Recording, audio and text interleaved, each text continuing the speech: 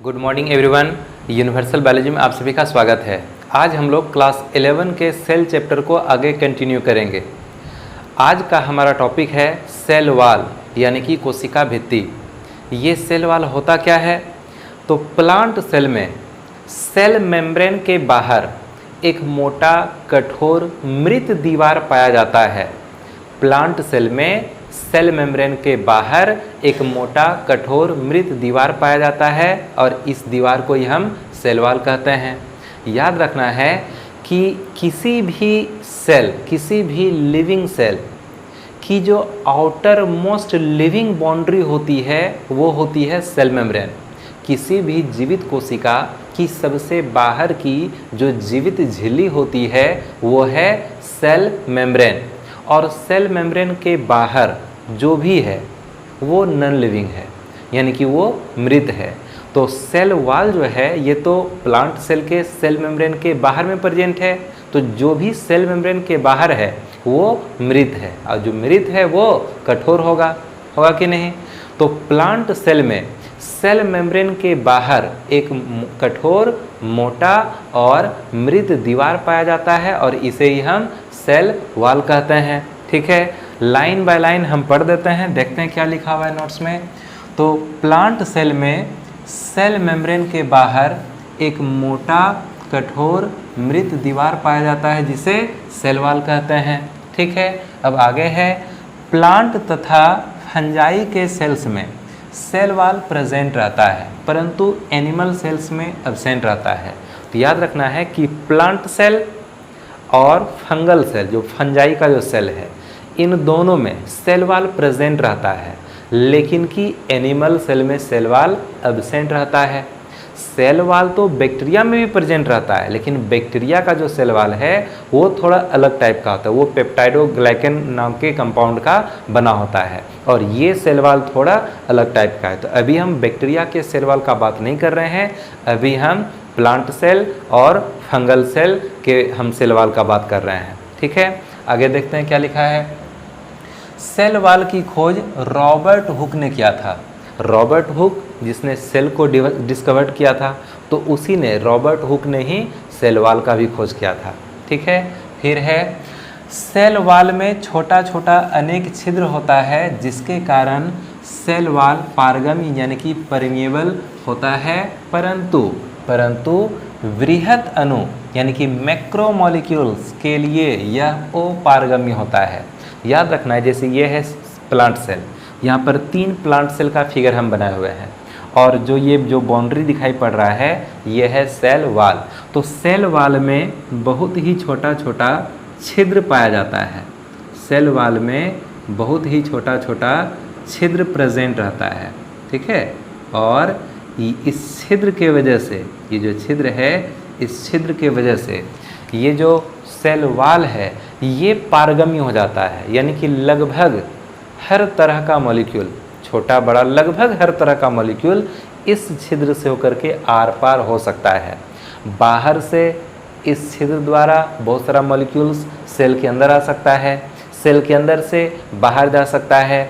एक plant cell का molecules दूसरे प्लांट सेल में जा सकता है, दूसरे से पहले में आ सकता है। तो हम बोले कि सेल वॉल में बहुत ही महीन छिद्र होता है, और इस छिद्र के कारण सेल वॉल परमिएबल यानी कि पारगम्य हो जाता है। लेकिन कि अगर काफ़ी बड़ा मॉलिक्यूल हो, जैसे कि प्रोटीन का जो बड़ा मॉलिक्यूल है, वह इस छिद्र से होकर के पार नहीं कर सकता है। अब ये निर्भर करता है कि ये छिद्र कितना बड़ा है। यदि यह छिद्र बहुत ज़्यादा बड़ा साइज का नहीं है तो फिर इससे प्रोटीन का जो बड़ा मॉलिक्यूल्स होगा वो आर पार नहीं हो सकेगा। तो जो लार्ज मॉलिक्यूल है, जो मैक्रो मॉलिक्यूल्स है, जो बृहत अणु है, जो बड़ा मॉलिक्यूल्स होता है, उसके लिए यह सेल वॉल अपारगम्य होगा, नहीं तो बाकी के लिए ये सेल वॉल पारगम्य यानी परमिएबल होता है। ठीक है, आगे देखते हैं क्या है। सेल वॉल मुख्यतः सेल्यूलोज नामक कार्बोहाइड्रेट का बना होता है। तो याद रखना है, सेल्यूलोज नाम के कार्बोहाइड्रेट का बना होता है सेल वॉल। ठीक, अब आगे है एल्गी यानी कि शैवाल के सेल वॉल में देखते हैं कि एल्गी यानी जो शैवाल है उसके सेल वॉल में क्या क्या चीज़ प्रेजेंट रहता है। तो एल्गी यानी शैवाल के सेल वॉल में cellulose, galactans, mannans, minerals ETC पाया जाता है। तो ये सब चीज़ याद रखना है कि जो शैवाल यानी एल्गी का जो सेल वॉल है उसमें सेल्यूलोज, गैलेक्टन्स, मैनन्स, मिनरल्स ये सभी कंपाउंड्स पाया जाता है। इसके बाद है प्लांट्स के सेल वॉल में सेल्यूलोज, हेमी सेल्यूलोज, पेक्टिन तथा प्रोटीन पाया जाता है। तो याद रखना है कि एल्गी के सेल वॉल में cellulose, galactans, mannans, minerals ETC पाया जाता है और प्लांट्स के सेल वॉल में सेल्यूलोज, हेमी सेल्यूलोज, पेक्टिन और प्रोटीन पाया जाता है। अब यहाँ पर एक बात अलग से जान लिया जाए, जो फंजाई है, ठीक है, जो फंजाई है उसके सेल वॉल में क्या चीज़ प्रेजेंट रहता है, तो काइटिन, काइटिन नाम का एक कंपाउंड प्रेजेंट रहता है। किसमें, तो फंजाई के सेल वॉल में, ठीक है। अब यहाँ पर लिखा हुआ है types of cell wall. Cell wall कितने प्रकार के होते हैं, तो सेल वॉल 3 प्रकार के होते हैं। फर्स्ट है मिडिल लेमिला, सेकेंड है प्राइमरी सेल वॉल और थर्ड है सेकेंडरी सेल वॉल। तो यहाँ पर लिखा हुआ है फर्स्ट हो गया मिडिल लेमिला, सेकेंड है प्राइमरी सेल वॉल और थर्ड है सेकेंडरी सेल वॉल। एक तरफ से सब कुछ हम लोग समझ लेते हैं। फर्स्ट पॉइंट में लिखा गया है मिडिल लेमिला में 2 या 2 से अधिक अलग अलग प्लांट सेल्स को आपस में जोड़ने वाले सेल वॉल को मिडिल लेमिला कहते हैं। यानी कि 2 या 2 से अधिक प्लांट सेल को आपस में जोड़ने वाले, कनेक्ट करने वाले सेल वॉल को हम मिडिल लेमिला कहते हैं। आगे है यह सीमेंटिंग लेयर जैसा कार्य करता है, यह सेल के फ्री सरफेस पर नहीं पाया जाता है और यह पेक्टिन जैसे कि कैल्शियम पेक्टेट का बना होता है।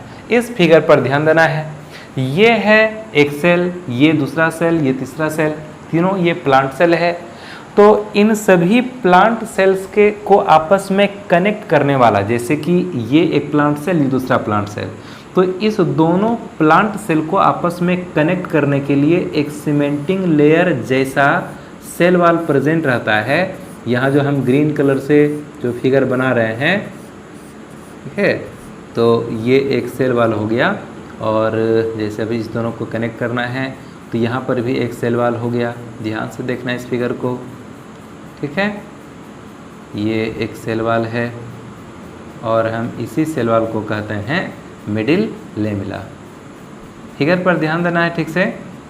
तो हम जैसे बोले कि ये एक प्लांट सेल, ये दूसरा प्लांट सेल, ये तीसरा प्लांट सेल, तो सभी प्लांट सेल को आपस में कनेक्ट करने के लिए जो बीच में एक सीमेंटिंग लेयर जैसा सेल वॉल प्रेजेंट रहता है उसी को हम बोलते हैं मिडिल लेमिला। तो यहाँ पर ये जो ग्रीन वाला स्ट्रक्चर है ना, हम इसी को बोलेंगे मिडिल लेमिला, ठीक है। जैसे कि एक दीवार खड़ा करना है तो बहुत सारे ईंट का यूज होता है।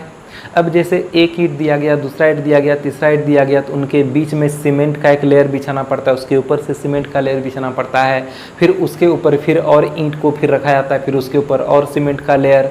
तो ये ईंटों को आपस में कनेक्ट करने के लिए सीमेंट के लेयर का यूज होता है। उसी तरह से ये प्लांट सेल, ये दूसरा प्लांट सेल, तीसरा प्लांट सेल, सभी प्लांट सेल को आपस में कनेक्ट करके रखने के लिए एक सीमेंटिंग लेयर के समान, एक सीमेंटिंग लेयर के जैसा एक सेल वॉल का यूज होता है और इसी सेल वॉल को हम कहते हैं मिडिल लेमिला।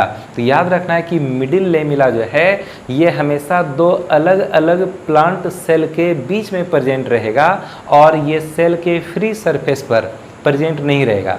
जैसे कि ये जो प्लांट सेल है, इसका अगर हम इस सरफेस की बात करें तो इधर और कोई सेल नहीं है, तो यहाँ पर ये मिडिल लेमिला नहीं रहेगा। ये प्लांट सेल, ये सेल वॉल है, तो इस सेल वॉल के, यानी कि अभी जो सेल वॉल दिखाई पड़ रहा है ना, ये है प्राइमरी सेल वॉल। तो ये जो ब्लैक वाला चारों तरफ से दिखाई पड़ रहा है सेल वॉल, ये है प्राइमरी सेल वॉल। तो ये प्राइमरी सेल वॉल, और चूंकि इस प्लांट सेल के उस साइड भी एक और प्लांट सेल है। तो चूंकि इधर फ्री सरफेस है नहीं, उधर दूसरा प्लांट सेल है, तो इन दोनों प्लांट सेल के बीच में ये मिडिल लेमिला प्रेजेंट है। तो मिडिल लेमिला जब भी प्रेजेंट रहेगा, दो अलग अलग प्लांट सेल के बीच में प्रेजेंट रहेगा, और जिस साइड में अगला प्लांट सेल नहीं है वहाँ पर ये मिडिल लेमिला प्रेजेंट नहीं रहेगा। ठीक है, तो लिखा हुआ है कि यह सेल के फ्री सरफेस पर नहीं पाया जाता है। और यह किसका बना होता है? तो ये कैल्शियम पेक्टेट का बना होता है। मिडिल लेमिला किसका बना होगा? कैल्शियम पेक्टेट का बना होता है। ठीक, फिर है नेक्स्ट पॉइंट है प्राइमरी सेल वॉल। ठीक है, प्राइमरी सेल वॉल नए बने प्लांट सेल के चारों ओर पाए जाने वाले सेल वॉल को प्राइमरी सेल वॉल कहते हैं। और क्या है? यह पतला तथा लचीला होता है और इसमें वृद्धि करने की क्षमता होती है। जैसे कि ये सब अभी नया नया प्लांट सेल बना है, सेल डिवीजन के दौरान प्लांट सेल में डिवीजन हुआ, एक प्लांट सेल में डिवीजन हुआ, दो नया प्लांट सेल बन गया। तो जैसे दो नया प्लांट सेल बनता है, तो उन दोनों नए प्लांट सेल में जो सेल वॉल प्रेजेंट रहता है, इसी सेल वॉल को कहते हैं प्राइमरी सेल वॉल। तो ये कहला गया प्राइमरी सेल वॉल। ठीक है, तो जैसे ही कोई नया प्लांट सेल बनता है, तो उस नए प्लांट सेल के चारों ओर जो सेल वॉल प्रेजेंट है, उसी सेल वॉल को हम बोलते हैं प्राइमरी सेल वॉल। और ये जो प्राइमरी सेल वॉल है, ये पतला होता है, लचीला होता है और इसमें वृद्धि करने की क्षमता होती है। तो अब समझना है कि ये जो प्राइमरी सेल वॉल है, ये वृद्धि कैसे कर सकता है। ठीक है, प्राइमरी सेल वॉल वृद्धि किस तरह से कर सकता है। ये जो प्राइमरी सेल वॉल है, इसमें सेल्यूलोज प्रेजेंट है और सेल्यूलोज का फाइबर होता है, रेशा होता है। ये जो प्राइमरी सेल वॉल है, इसमें सेल्यूलोज का धागा प्रेजेंट रहता है और सेल्यूलोज का धागा एक दूसरे से वो गुथा हुआ टाइप से रहता है। इस तरह से सेल्यूलोज का धागा जो है वो इस तरह से एक दूसरे से गुथा हुआ टाइप से रहता है। ठीक है, याद रखना है, ऐसे गुथा हुआ टाइप का रहता है। तो होता क्या है कि जैसे नया नया प्लांट सेल बना, वो थोड़ा छोटा रहेगा, उसमें चारों ओर प्राइमरी सेल वॉल रहेगा और दो प्लांट सेल के बीच में मिडिल लेमिला प्रेजेंट रहेगा। ठीक, याद रखना है कि जो सेल वॉल है वो कई लेयर में बटा होता है। सेल वॉल कई लेयर में बटा होता है। अभी हम दो तरह के सेल वॉल के बारे में बताए, एक तो जो चारों ओर से प्रेजेंट है उसको हम बोलेंगे प्राइमरी सेल वॉल, और दो प्लांट सेल के बीच में जो सेल वॉल प्रेजेंट है इसको हम बोलेंगे मिडिल लेमिला। तो ये जो प्राइमरी सेल वॉल है, इसमें हम बोले कि सेल्यूलोज का फाइबर होता है जो कि एक दूसरे से इस तरह से गुथा हुआ टाइप से रहता है। तो होता क्या है कि जब प्लांट सेल को साइज में बड़ा होना है, जब प्लांट सेल को साइज, जैसे छोटा प्लांट सेल है, अब उसको क्या करना है? ग्रोथ करना है, बड़ा होना है। तो ऐसे में होगा क्या, ये जो प्राइमरी सेल वॉल के अंदर सेल्यूलोज का फाइबर है ना, वह धीरे धीरे से खिंचाना शुरू होता है। ऐसे मेरे हाथ पर ध्यान देना है, ये धीरे धीरे इस तरह से खिंचाना शुरू होगा, इस तरह से ऐसे। तो वो जैसे धागा ऐसे खिंचाता है, तो ये प्राइमरी सेल वॉल का साइज बढ़ेगा, और जैसे प्राइमरी सेल वॉल का साइज बढ़ेगा तो ये प्लांट सेल का साइज फिर बड़ा हो जाता है। अरे समझ हम क्या बोल रहे हैं? ये जो प्राइमरी सेल वॉल है, इसमें सेल्यूलोज का बहुत सारा धागा होता है, बहुत सारा फाइबर होता है। और जैसे इस प्लांट सेल को साइज में बड़ा होना है, तो जैसे इसको बड़ा होना है तो होगा क्या, अंदर में सेल के अंदर में बहुत सारा वाटर अंदर जाएगा और एक बड़े से लार्ज वैक्यूल का निर्माण होगा। लार्ज वैक्यूल जैसे बड़ा होगा तो फिर प्रोटोप्लाज्म पर बाहर की ओर धक्का लगेगा, और जैसे वो धक्का लगता है तो प्राइमरी सेल वॉल के का जो सेल्यूलोज का जो फाइबर है वो धीरे धीरे इस तरह से खिंचाने लगता है। और जैसे ये इस तरह से खिंचाएगा, वो फाइबर जैसे इस तरह से खिंचाएगा, तो ये साइज में प्राइमरी सेल वॉल फैल जाता है, वो बड़ा हो जाता है। और जैसे प्राइमरी सेल वॉल बड़ा होगा, तो हालांकि प्राइमरी सेल वॉल थोड़ा सा पतला भी हो जाएगा, जैसे ये फाइबर खिंचाएगा ये धीरे धीरे पतला होगा, लेकिन कि साइज इसका हो जाता है बड़ा। तो साइज को बढ़ाने में, जैसे प्लांट सेल छोटा उसको बड़ा होने में, ये जो प्राइमरी सेल वॉल है यह बहुत ज़्यादा हेल्प करता है, और इसीलिए कहा गया कि प्राइमरी सेल वॉल में वृद्धि करने की क्षमता होती है। ठीक है, अब आगे देखते हैं क्या है। नेक्स्ट पॉइंट है सेकेंडरी सेल वॉल। ठीक है, जब प्लांट सेल परिपक्व यानी कि मैच्योर हो जाता है, तो प्राइमरी सेल वॉल के ठीक अंदर एक मोटा कठोर सेल वॉल का निर्माण होता है, जिसे सेकेंडरी सेल वॉल कहते हैं। तो अब क्या करना है, जैसे साइज जितना बढ़ना था प्लांट सेल का वो बढ़ गया, अब प्लांट सेल का साइज आगे बढ़ने वाला नहीं है। यानी कि प्लांट सेल हो चुका है मैच्योर। तो जैसे प्लांट सेल मैच्योर हो जाता है तो प्लांट सेल में इस प्राइमरी सेल वॉल के ठीक अंदर एक और कठोर मोटे सेल वॉल का निर्माण होता है। एक कठोर, जैसे ये प्राइमरी सेल वॉल है ना, तो इस प्राइमरी सेल वॉल के ठीक अंदर, इस प्राइमरी सेल वॉल के ठीक अंदर एक कठोर मोटे सेल वॉल का फिर निर्माण हो जाएगा और इस कठोर मोटे सेल वॉल को ही हम कहते हैं सेकेंडरी सेल वॉल। तो यहाँ जो फिगर में बन रहा है इस तरह से ब्लू स्केच से हम बना रहे हैं, यही कहलाएगा सेकेंडरी सेल वॉल। ठीक है, ये क्या कहलाएगा? Secondary cell wall. थोड़ा सा तेजी से हम बना देते हैं, यही कहलाएगा सेकेंडरी सेल वॉल। इसमें भी होगा सेकेंडरी सेल वॉल। ठीक है, ये हो गया सेकेंडरी सेल वॉल। तो अभी ब्लू कलर से जो बनाए यही क्या है? Secondary cell wall. लिख देते हैं, ये जो ब्लू वाला है ये कहलाएगा सेकेंडरी सेल वॉल। यहाँ 3 तरह का सेल वॉल हम बनाए। जैसे नया नया प्लांट सेल बना तो उस नए प्लांट सेल के चारों ओर जो सेल वॉल है वो है प्राइमरी सेल वॉल। ठीक है, अब 2 अलग अलग प्लांट सेल के बीच में एक सीमेंटिंग लेयर के जैसा जो सेल वॉल है ये कहलाता है मिडिल लेमिला। और ये जो प्राइमरी सेल वॉल है ये साइज में बड़ा हो सकता है।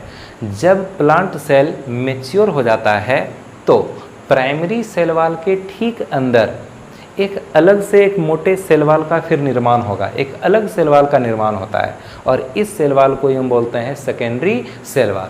तो जैसे सेकेंडरी सेल वॉल का निर्माण होता है ना, जैसे सेकेंडरी सेल वॉल का निर्माण होता है तो फिर क्या है कि आसपास के सेल्स का संपर्क एक दूसरे से कट जाता है और जैसे संपर्क कटेगा तो मटेरियल्स का आदान प्रदान होना बंद हो जाता है। जैसे मटेरियल्स का आदान प्रदान होना बंद होगा तो फिर ये जो प्लांट सेल है ये धीरे धीरे मर जाता है। ठीक है, ये प्लांट सेल धीरे धीरे इसका वो डेथ हो जाता है। तो पहले था जीवित लेकिन बाद में ये मर जाता है। अभी कैसे मरता है थोड़ा सा हम इसको और भी क्लियर करेंगे। अब यहाँ पर थोड़ा सा देखते हैं कि क्या लिखा हुआ है।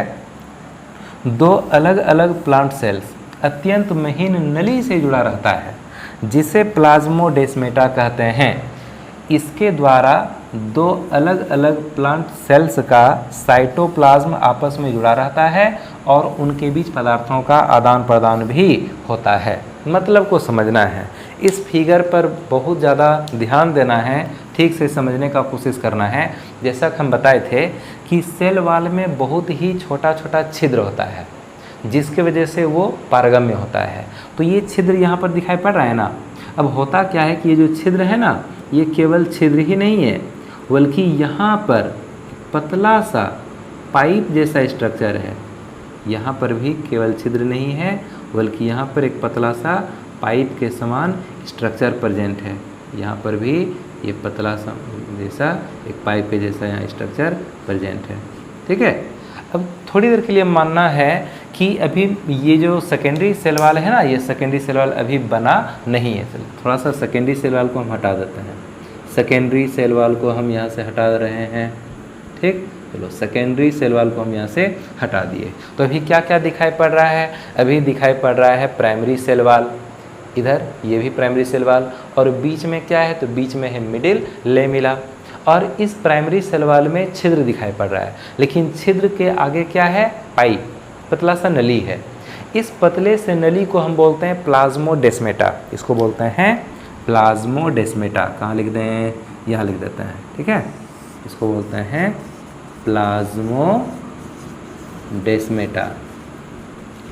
तो हम बोले कि ये जो 2 अलग अलग प्लांट सेल है ना ये पतले महीन नली से आपस में कनेक्ट है। ये प्लांट सेल देखो यहाँ पर एक नली दूसरा नली से कनेक्ट है। इस सेल का कोई मटेरियल इस छिद्र से होकर के उस पार जा सकता है, इधर से इधर जा सकता है, उधर से इधर आ सकता है। अब यहाँ पर भी ये प्लाज्मोडेस्मेटा प्रेजेंट है यानी कि उस नली को बोलते हैं प्लाज्मोडेस्मेटा। तो यहाँ से भी कोई मटेरियल यहाँ निकल सकता है, फिर यहाँ से इधर आ सकता है कि नहीं? यहाँ से भी आ जा सकता है। तो ये कब तक ये पदार्थों का जो ट्रांसपोर्ट है वो होते रहेगा, जब तक कि सेकेंडरी सेल वॉल का निर्माण नहीं हुआ है। जब तक सेकेंडरी सेल वॉल का निर्माण नहीं हुआ है तब तक ये पाइप बिल्कुल ओपन है और इसका यानी इस सेल का जो भी साइटोप्लाज्म का कंटेंट है और इधर जो साइटोप्लाज्म का कंटेंट है वो एक दूसरे में आदान प्रदान हो सकता है। और जब तक ये आदान प्रदान होते रहेगा तब तक सेल लिविंग रहेगा, यानी कि जीवित रहेगा। लेकिन जैसे ही ये सेल मैच्योर हो जाता है, जैसे सेल मैच्योर होगा तो धीरे धीरे क्या होगा कि प्राइमरी सेल वॉल के ठीक अंदर में सेकेंडरी सेल वॉल का निर्माण होगा। तो अब यहाँ पर बन गया सेकेंडरी सेल वॉल। तो जैसे ही सेकेंडरी सेल वॉल का निर्माण होगा, देखो जैसे ही सेकेंडरी सेल वॉल का यहाँ पर निर्माण हुआ तो अब तो संपर्क बंद हो गया ना, ये पूरा ये इतना सा पूरा पैक हो गया। ये सेल पूर्ण रूप से पैक, बाहर से कोई कनेक्शन नहीं। ये सेल पूर्ण रूप से इधर पैक हो गया, इस बाहर से कोई कनेक्शन नहीं। तो जैसे ही सेकेंडरी सेल वॉल का निर्माण होता है तो सेल का अगल बगल के सेल से संपर्क कट जाता है, जिसके कारण इसका मटेरियल उसमें नहीं जा सकेगा, उसका मटेरियल इसमें नहीं आ सकेगा। जब ये पदार्थों का ट्रांसपोर्ट हो नहीं सकेगा तो सही से इसको फूड सप्लाई नहीं होगा, और जब फूड सप्लाई बाहर से होगा नहीं तो धीरे धीरे सेल मर जाएगा। इसलिए हम बोले कि जो जैसे ही सेकेंडरी सेल वॉल बनता है तो ये प्लांट सेल मर जाता है। ठीक है। और यहाँ पर लिखा हुआ है कि दो अलग अलग प्लांट सेल अत्यंत महीन नली से जुड़ा रहता है जिसे हम प्लाज्मोडेस्माटा बोलते हैं, और इसके द्वारा दो अलग अलग प्लांट सेल का साइटोप्लाज्म आपस में जुड़ा रहता है और उनके बीच पदार्थों का आदान प्रदान होता है। यानी ये जो पाइप है इसके माध्यम से जो प्लाज्मोडेस्माटा है, इस प्लांट सेल का जो साइटोप्लाज्म है, इस प्लांट सेल का जो साइटोप्लाज्म है वो आपस में जुड़ा हुआ है और इनके बीच में पदार्थों का आदान प्रदान भी होता है। लेकिन जैसे सेकेंडरी सेल वॉल का निर्माण हो जाएगा तो फिर पदार्थों का आदान प्रदान होना बंद हो जाएगा और ये सेल मर जाता है। ठीक है। अब एक अलग से हम फिगर यहाँ पर बना करके दिखा रहे हैं, इसको ध्यान से समझना है। जैसे ये है एक प्लांट सेल, ठीक है, ध्यान से समझना है। ये है एक प्लांट सेल, ठीक। अब इस प्लांट सेल में डिवीजन होने वाला है, इस प्लांट सेल में डिवीजन होने वाला है। समझना है ध्यान से हम क्या समझा रहे हैं।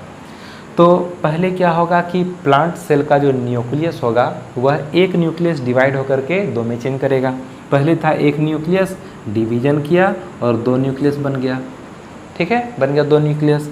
अब इन दोनों न्यूक्लियस के बीच में क्या होता है तो सेल प्लेट बनता है। इन दोनों न्यूक्लियस के बीच में क्या बन गया, ये बन गया सेल प्लेट। ये क्या बन गया, सेल प्लेट। ठीक है, याद रखना है ये जो ग्रीन कलर से बनाए हैं ये क्या है, सेल प्लेट है। तो जैसे ही सेल प्लेट बना, अब ये हो गया एक अलग प्लांट सेल और ये हो गया एक अलग प्लांट सेल। तो दो नया नया प्लांट सेल बना, एक प्लांट सेल में डिवीजन हुआ, दो प्लांट सेल बना। सबसे पहले क्या हुआ, एक न्यूक्लियस दो में चेंज कर दिया और फिर दोनों न्यूक्लियस के बीच में सेल प्लेट का निर्माण हुआ। जैसे सेल प्लेट का निर्माण हुआ तो इधर छोटा सा एक प्लांट सेल, फिर इधर छोटा सा दूसरा प्लांट सेल, दो प्लांट सेल बना। तो बीच में ये जो प्लेट बना, इस प्लेट को हम क्या बोलेंगे, सेल प्लेट बोलेंगे। अब जैसे सेल प्लेट बनता है उसके बाद यहाँ से सेल प्लेट के ठीक इधर एक और सेल वॉल का निर्माण हो जाएगा यहाँ, और यहाँ पर भी एक और सेल वॉल का निर्माण हो जाएगा। यानी कि सेल प्लेट के दोनों साइड एक एक सेल वॉल का फिर यहाँ पर निर्माण हो गया। तो अभी जैसे ये एक प्लांट सेल है, अब ये दूसरा प्लांट सेल है, तो ये दोनों प्लांट सेल के बीच में ये जो सेल प्लेट है, अब यही सेल प्लेट बाद में कहलाने लगता है मिडिल लेमिला।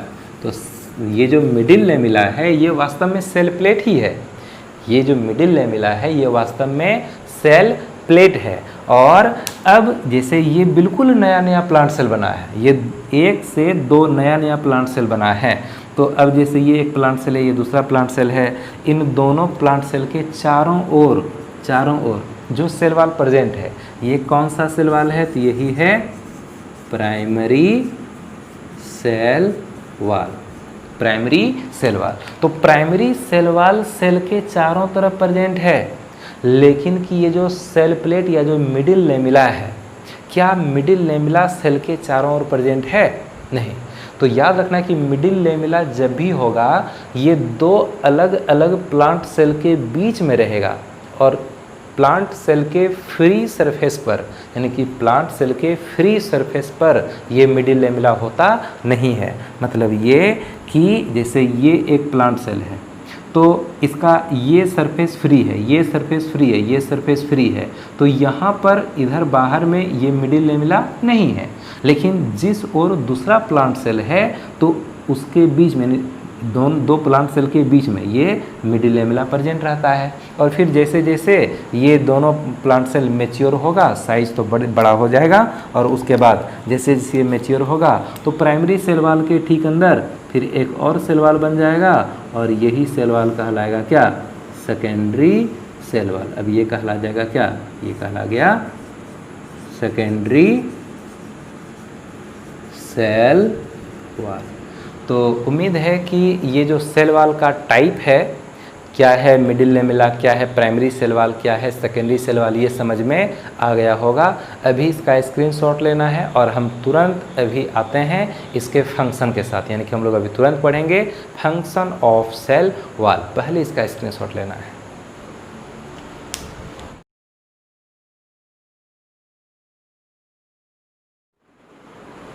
तो अब हम लोग देखते हैं कि सेल वाल का फंक्शन क्या होता है। फर्स्ट फंक्शन है function of cell wall. Cell wall plant cell को एक निश्चित आकृति यानी कि शेप प्रदान करता है। सेल वाल जो है ये तो प्लांट सेल के सबसे बाहर का बाउंड्री है और ये जो सेल वाल है ये कठोर होता है, डेड कठोर होता है, इसकी आकृति तो बदल नहीं सकती है। तो ये जो सबसे बाहर में कठोर सेल वाल है इसी के द्वारा प्लांट सेल को एक खास आकृति मिलता है। अगर एनिमल सेल रहेगा तो एनिमल सेल में सबसे बाहर में रहता है सेल मेम्ब्रेन। सेल मेम्ब्रेन रहता है लचीला, और सेल मेम्ब्रेन अगर लचीला है तो उसकी आकृति बदल सकती है। लेकिन कि प्लांट सेल में चूँकि सबसे बाहर में एक कठोर सेल वाल प्रेजेंट है और ये इतना कठोर है कि इसकी आकृति बदलती नहीं है, तो जिस आकृति की सेल है उसकी आकृति वही रहेगी, आकृति बदलने वाली नहीं है। यानी कि सेल वाल जो है ये प्लांट सेल को एक खास आकृति प्रदान करने का काम करता है। उसके बाद है यह चोट तथा इन्फेक्शन से प्लांट सेल की सुरक्षा करता है। चूँकि सेल वाल सबसे बाहर का बाउंड्री है तो अब अंदर का जो भी कंटेंट है अगर सेल के ऊपर चोट लगता है तो उस चोट को कौन सहेगा? Cell wall सहेगा। कुछ इन्फेक्शन अगर होने का चांस है तो बाहर सबसे बाहर में क्या है? सेल वाल, वो इन्फेक्शन को रोकने का काम करेगा। यानी कि सेल वाल जो है ये अंदर के सारे कंटेंट को सुरक्षित रखता है, चोट से इन्फेक्शन से बचाने का ये काम करता है। इसके बाद है यह प्लांट सेल के सेल मेम्ब्रेन की सुरक्षा करता है। सेल वाल के अंदर में न रहता है सेल मेम्ब्रेन, सेल वाल है तो यहाँ पर थोड़ा सा हम बना देते हैं, हम रेड कलर का यूज़ करते हैं। ये है सबसे बाहर का जिसको हम प्राइमरी सेल वाल बोलते हैं। इसके बाद यहाँ पर ब्लू कलर से सेकेंडरी सेल वाल है और यहाँ पर रहेगा सेल मेम्ब्रेन, रहेगा कि नहीं? यहाँ रहेगा सेल मेम्ब्रेन। तो ये जो सेल मेम्ब्रेन है ये तो सेल वाल के अंदर है। अब जो भी कुछ बाहर से किसी तरह का कोई परेशानी आ रहा है तो वह कौन झेलेगा? Cell wall. अंदर में सेल मेम्ब्रेन तो सुरक्षित है ना, यानी कि अगर हल्का जैसे चोट लगता है तो उस चोट को कौन बर्दाश्त करेगा? सेल वाल बर्दाश्त करेगा। तो सेल मेम्ब्रेन तो अंदर में सुरक्षित है ना, तो सेल मेम्ब्रेन की भी सुरक्षा करता है। इसके बाद है यह प्लांट सेल को कठोरता प्रदान करता है। चूँकि ये जो सेल वाल है ये कठोर होता है और चूँकि सबसे बाहर से सेल वाल पूरे प्लांट सेल को घेरे हुए है और सेल वाल खुद कठोर है, इसलिए ये पूरा का पूरा प्लांट सेल भी कठोर हो जाता है। इसके बाद है यह दो या दो से अधिक प्लांट सेल को आपस में जोड़ता है। तो हम बोले ना कि जो मिडिल लेमिला है, ये जो मिडिल लेमिला वाला जो सेल वाल है यह क्या करता है? दो या दो से अधिक प्लांट सेल को आपस में कनेक्ट करने का, यानी कि सीमेंटिंग लेयर, सीमेंट का क्या काम है? ईंटों को जोड़ना, यही काम है ना, यानी कि किसी चीज़ को वो आपस में जोड़ कर रखने का काम करता है। तो उसी तरह से ये एक प्लांट सेल, दूसरा प्लांट सेल, तीसरा प्लांट सेल, ये सभी प्लांट सेल आपस में कनेक्ट रहे, एक इसके लिए एक सीमेंटिंग लेयर वाला जो सेल वाल है, जिसे हम मिडिल लेमिला कहते हैं, वो प्रेजेंट रहता है। और ये मिडिल लेमिला सभी सेल्स को, आसपास के सेल्स को आपस में कनेक्ट करने का काम करता है। तो उम्मीद है कि ये जो सेल वाल है ये समझ में आया होगा, सेल वाल का टाइप्स भी समझ में आया होगा, सेल वाल का फंक्शन भी समझ में आया होगा। हम लोग अगले वीडियो में कुछ अलग टॉपिक के साथ, और हो सकता है कि सेल मेम्ब्रेन स्टार्ट करेंगे, क्योंकि हम लोग पहले सेल वाल पढ़ लिए, अब सेल मेम्ब्रेन के बारे में पढ़ेंगे। एनसीईआरटी बुक में दिया गया था पहले सेल मेम्ब्रेन उसके बाद सेल वाल, लेकिन हम क्या किए, पहले सेल वाल पढ़ा दिए और इसके बाद पढ़ाएंगे सेल मेम्ब्रेन। तो मिलते हैं अगले क्लास में सेल मेम्ब्रेन के साथ, तब तक मन लगा करके पढ़ते रहिए। अब इसका स्क्रीनशॉट खींच लेना है। All the best.